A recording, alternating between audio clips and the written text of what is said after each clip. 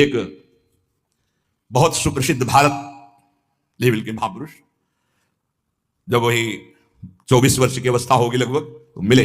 उन्होंने संस्कृत में पूछा, इम नामधेय, तुम्हारा नाम क्या है संस्कृत में? तो आनंद स्वरूप उस समय ब्रह्मचर्य का पूर्णता होकर महावाक्य में, तो व्याकरण कितना पढ़े हो? कभी गए ही नहीं, पाठशाला ही नहीं गए व्याकरण की। तुम्हें संस्कृत का कैसे ज्ञान है? नाम के प्रभाव से।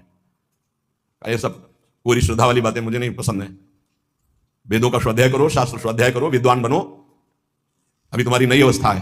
उनका हाथ उठा के कहता हूं, आजीवन अपना व्रत है कि केवल नाम ही हमारा जीवन है। अब इसके आगे हम कुछ पढ़ना नहीं चाहते। आज जो आप सुन रहे हो, ये वेदांती की नहीं बात सुन रहे हो, ये आप किसी व्याकरणाचार्य की बात नहीं सुन रहे हो, किसी शास्त्री और आचार्य की बात नहीं सुन रहे हो, एक गांव में पढ़े हुए कक्षा 9 के स्कूल के विद्यार्थी की बात सुन रहे हो। ये केवल नाम का प्रभाव है, जो हमें खुद पता नहीं कि हम क्या बोलने वाले हैं। एक आंतिक में एक आए थे जिनकी इतनी डिग्रियां थी संस्कृत की केवल, और शंकराचार्य आदि को जो उन्होंने पढ़ाया है, कई शंकराचार्य उनके ऐसे झुके हुए और वो ऐसे किए हुए गुरु पद पर, इधर है तिरुपति बालाजी के वो आचार्य और सब आए।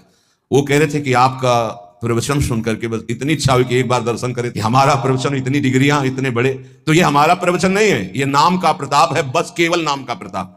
सत्य मानो, विश्वास कर लो। गोस्वामी जी कहते कि बस ये मानत नहीं प्रतीति अनंत ऐसो इस स्वभाव मन बाम को, ये पकड़ नहीं पा रहा। खुली बात रखिए, कोई ऐसा ज्ञान नहीं है जो यहां स्फुरित ना हो जाए यदि नाम चल रहा है। किसी भी जिस क्षेत्र की कभी चर्चा नहीं सुनी, कभी गए नहीं, कभी देखा नहीं, उसका प्रश्न होता है। और ऐसा श्री जी उत्तर दे देती है कि बाद में पूछते कोई संशय? बोले कोई संशय नहीं। और जब हम उसको उत्तर सुनते हैं खुद, तो हम श्रोता बन के सुनते हैं, वक्ता कोई और था। केवल नाम नाम मान लीजिए।